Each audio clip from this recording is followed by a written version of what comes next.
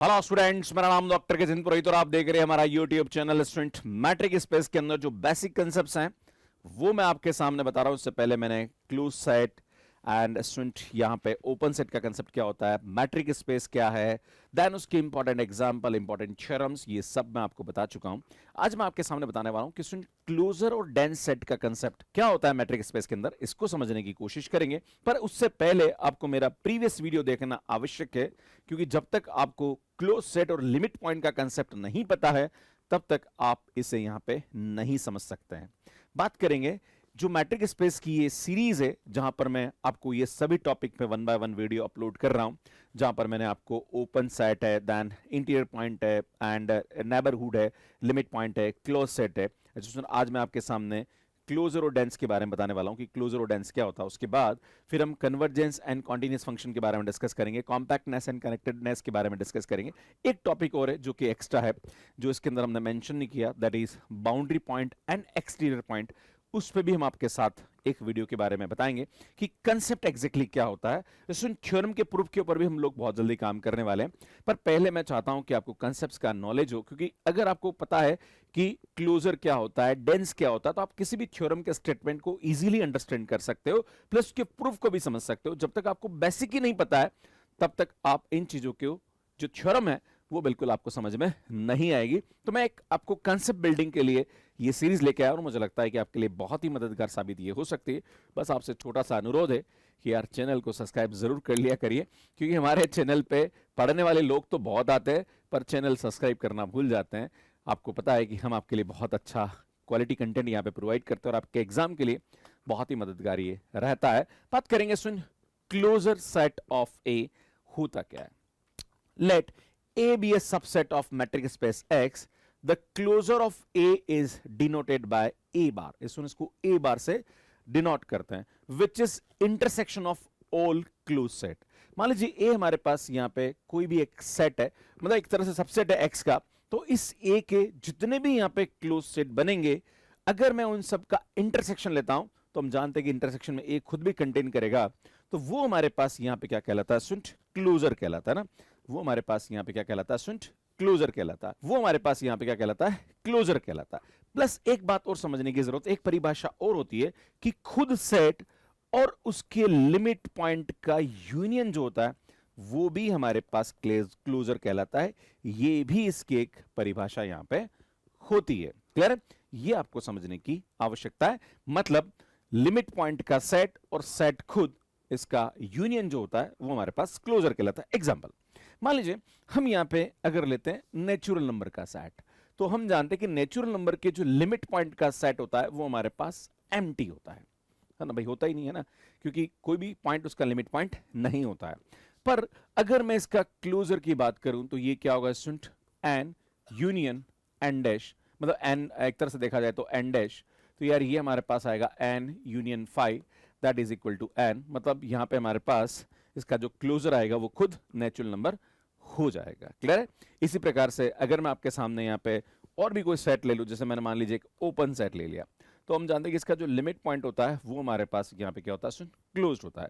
अगर मैं इस सेट का, मान लीजिए मैं इस सेट को यहाँ पे ए ले रहा हूं, राइट, या आप ए की जगह चलो ए ले लो, है ना, तो अगर मैं इसका क्लोजर लेता हूं तो हम क्या जानते हैं, सुन ए यूनियन ए डैश, तो यार यहां पे हमारे पास क्या आएगा, सुन ये जो सेट ए है और इसका जो क्लोजर है वो हमारे पास यहाँ पे ये आ रहा है ना। तो अगर मैं यहाँ पे दोनों का यूनियन लेता हूं, दैट इज 0,1 यूनियन, हमारे पास यहाँ पे ये आ जाएगा। तो बेटा ये पूरा का पूरा वापस क्या आ जाएगा हमारे पास, एक तरह से देखा जाए तो ए डैश ही आ जाएगा ना, क्योंकि यही हमारे पास आएगा। एक तरह से देखा जाए तो ये क्लोज सेट आ जाएगा। तो सुन ये हमारे पास यहाँ पे क्या आ जाता है, इसका क्लोजर हो जाता है। सुन यूजुअल मैट्रिक स्पेस जो कि हम रियल एनालिसिस के अंदर पढ़ते हैं उसमें ये कंसेप्ट बिल्कुल सेम टू सेम होता है, पर जब हम डिस्क्रीट की बात करते हैं तो वहां पे थोड़ा सा डिस्क्रीट मैट्रिक स्पेस में थोड़ा सा कंसेप्ट चेंज हो जाता है, क्योंकि हमने पिछले जो यूट्यूब वीडियोस अपलोड किए वहां पे आप डिस्क्रीट के बारे में समझ सकते हैं। मैं आपको फिर से बता दूं कि चीजों को समझने के लिए आपको मेरी पुरानी प्रीवियस वीडियोस की प्लेलिस्ट को देखना पड़ेगा, तभी आप इस चीज को यहाँ पे बेहतर तरीके से समझ पाएंगे। सुन ये यूजुअल मैट्रिक स्पेस का एग्जाम्पल है,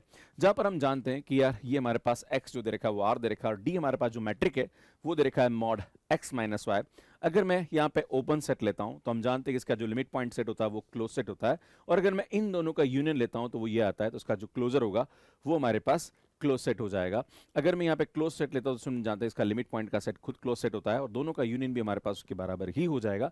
मैंने अभी आपके सामने नेचुरल नंबर की बात करी तो इसका लिमिट पॉइंट का सेट जो होता है वो एम्प्टी होता है और इन दोनों का यूनियन लेंगे तो सुन वो एन ही आएगा, मतलब इसका जो क्लोजर होता है वो खुद के बराबर हो जाता है। इसी प्रकार से अगर मैं यहाँ पे Q की बात करूँ ना तो सुन जो Q हमारे पास होता है इसके लिमिट पॉइंट का जो सेट होता है वो रियल नंबर हो जाता है, क्योंकि यहाँ पे जो इसके इरेशनल नंबर जो होता है, मतलब ये थ्योरम होती है कि दो रेशनल जो हमारे पास नंबर होते हैं उसके बीच में infinite number of irrational number होते हैं, राइट। तो जब हम यहाँ पे डेफिनेशन अप्लाई करते हैं तो इरेशनल नंबर भी यहाँ पे इसके लिमिट पॉइंट हो जाते हैं, क्लियर है। तो सुन पूरा का पूरा रियल नंबर यहाँ पे जो होगा वो क्या हो जाएगा, इसका लिमिट पॉइंट का सेट हो जाएगा। तो अगर मैं इसके क्लोजर की बात करूं तो सुन ये क्या आएगा, Q यूनियन Q डैश आ जाएगा। तो हम जानते हैं सुन Q यूनियन R, तो यार ये क्या आ जाएगा, R आ जाएगा। तो अगर हम देखें यहाँ पे तो इसका जो क्लोजर है वो हमारे पास किसके बराबर हो रहा है, स्टूडेंट R के बराबर हो रहा है। अब बात करेंगे सुन यहाँ पे डिस्क्रीट मैट्रिक स्पेस के बारे में। तो सुन ये जो डिस्क्रीट मैट्रिक स्पेस है यही थोड़ी परिभाषाएं यहाँ पे चेंज होती है। यहाँ पे हर सेट जो होता है वो हमारे पास क्या होता है, सुन क्लोज सेट होता है। और क्लोज सेट की परिभाषा क्या होती है, अगर किसी के लिमिट पॉइंट का सेट अगर उस खुद के अंदर कंटेन कर जाए तो यार वो हमारे पास यहाँ पे क्या आ जाता है, सुन क्लोज सेट हो जाता है। अब मैं आपके सामने यहाँ पे क्या बोल रहा हूँ कि क्लोजर की परिभाषा क्या होती है, तो यार एक्चुअली मैं ऐसा लिखूं ज्यादा अच्छा रहेगा, A dash is contain in ad. और हम जानते हैं कि क्लोजर की परिभाषा होती है सुन ए यूनियन ए डैश। तो यार ये हमारे पास यहाँ पे क्या आ जाएगा, सुन ए के बराबर हो जाएगा, है ना। मतलब क्लोजर जो होगा वो खुद सेट के बराबर हो जाता है। तो जब भी डिस्क्रीट मैट्रिक स्पेस की बात आती है तो हर सेट जो होता है वो उसके क्लोजर के बराबर हो जाता है। ये आपको ध्यान देने की आवश्यकता है। अब बात करेंगे सुन यूक्लिडियन मैट्रिक स्पेस के बारे में। तो यार ये हमारे पास इस प्रकार से होती है R2 में, इस प्रकार से हम R3 में भी ले सकते हैं, जहां पर हमारे पास क्या होगा सुन Z1 माइनस Z2 का होल स्क्वायर हो जाएगा, राइट। ऐसे R4 में भी कर सकते हैं। खैर हम R2 के बारे में डिस्कस कर रहे हैं। तो अगर हमारे पास कोई सेट इस प्रकार से दे रखा है तो सुन यहाँ पे लेस देन इक्वल टू दे रखा है, तो यार एक प्रकार से देखा जाए तो पूरा सर्कल और उसकी बाउंड्री के पॉइंट भी यहाँ पे काउंट हो रहे हैं।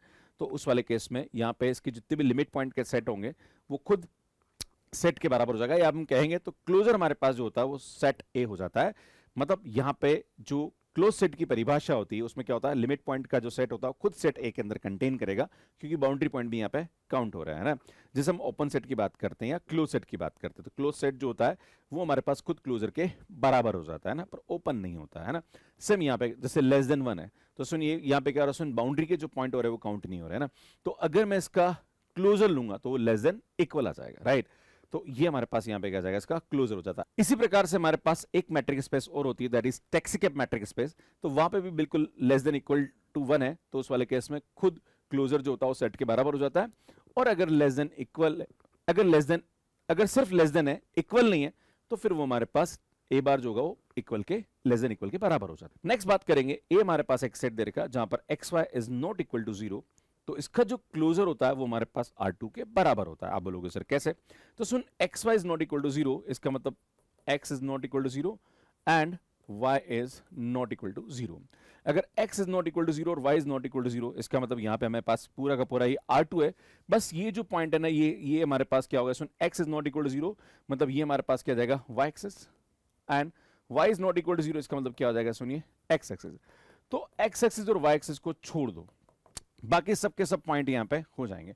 पर सुन हम जानते हैं कि बाउंड्री पॉइंट जो होते हैं वो भी लिमिट पॉइंट हो जाते हैं, है ना। तो सुन यहां पे हमारे पास जो ये x एक्सिस और y एक्सिस है ये भी हमारे पास क्या हो जाएंगे, इसके लिमिट पॉइंट हो जाएंगे, राइट। तो पूरा का पूरा R2 जो होगा वो हमारे पास इसके क्लोजर के बराबर हो जाएगा, क्लियर। तो यार ये हमारे पास यहाँ पे कंसेप्ट होता है। अब बात करते हैं सुन डेंस सेट के बारे में। तो डेंस सेट का परिभाषा यहाँ पे क्या होता है कि अगर a x का सबसेट है और इसका क्लोजर अगर x के बराबर हो जाता है तो वो x में क्या करता है, डेंस करता है। फॉर एग्जांपल अगर हम बात करें कि a क्लोजर r के बराबर हो रहा है तो हम क्या बोलेंगे, ये r के अंदर डेंस कर रहा है। यहाँ पे क्लियर है।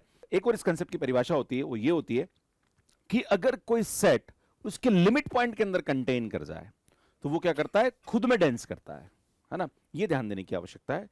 और a subset a is said to be nowhere dense अगर उसके क्लोजर का इंटीरियर फाई आ जाए। अगर क्लोजर के इंटीरियर फाई आ जाता है तो वो नोवेयर डेंस होता है। एग्जांपल मान लीजिए हमारे पास नेचुरल नंबर का हमने सेट लिया, राइट। अगर मैं बात करूं इसके क्लोजर के बारे में, राइट, तो सुन हम जानते हैं कि इसका जो क्लोजर होता है वो क्या होता है, सुन एन यूनियन एन डैश होता है। तो एन डैश तो यहां पे एम्प्टी होता था, एक तरह से देखा जाए तो ये N bar is equal to N हो जाता है। और हम जानते हैं कि इसका जो इंटीरियर होता है, मतलब मैं बोलूं तो इसका जो इंटीरियर होगा वो क्या होगा स्टूडेंट, एम्प्टी हो जाता है। इसका मतलब जो सेट ऑफ नेचुरल नंबर होता है वो नोवेयर यहां पे क्या हो जाता है, डेंस हो जाता है। तो यार ये आपको ध्यान देने की आवश्यकता है। क्लियर है? अगर मैं बात करूं सुन यहाँ पे A01, ये हमारे पास ओपन सेट है।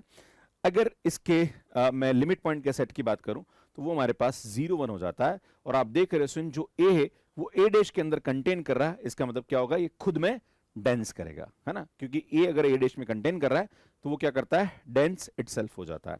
नेचुरल नंबर का भी मैंने आपके सामने बोला ये नोवेयर डेंस होता है। अगर मैं क्यू की बात करूं तो सुन इसका जो क्लोजर होता है वो हमारे पास आर के बराबर होता है। चलो एक काम करते हैं, ये वाली परिभाषा लगाते हैं ना। ए को मैंने यहां पे क्या लिया सुन, क्यू लिया, तो हम जानते हैं कि जो क्यू का क्लोजर होता है वो हमारे पास आर होता है।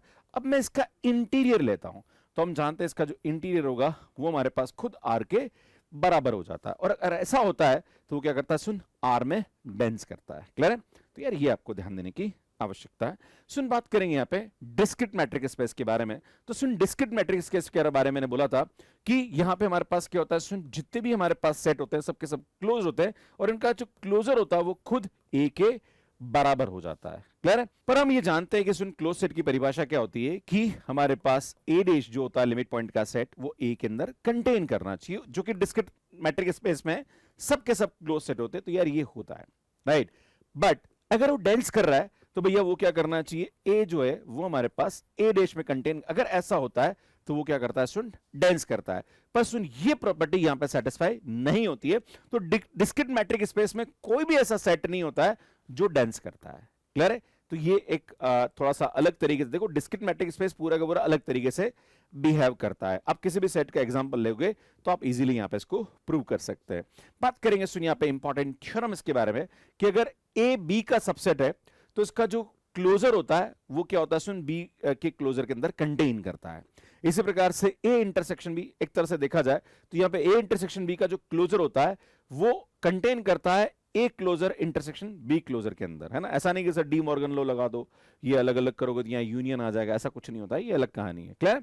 इसी प्रकार से यहाँ पे अगर बात करी जाए तो ए यूनियन बी का जो क्लोजर होता है वो बराबर होता है A closure union B closure के। तो ये कुछ इंपॉर्टेंट रिजल्ट है और इनके थ्योरम पे बेस्ड एग्जाम में कभी कभी क्वेश्चंस पूछ लिए जाते हैं, तो उसके बारे में नॉलेज होना आवश्यक है। तो सुन मुझे लगता है कि आपको चीजें समझ में आई होगी। अगर आप CSR NET GATE IIT JMC UTP किसी एग्जाम की तैयारी कर रहे हैं या बीएससी कर रहे हैं बीटेक कर रहे हैं, आपके कोर्स के कंटेंट में है, तो मुझे लगता है बहुत ज्यादा हेल्पफुल ये सीरीज आपके लिए होने वाली है।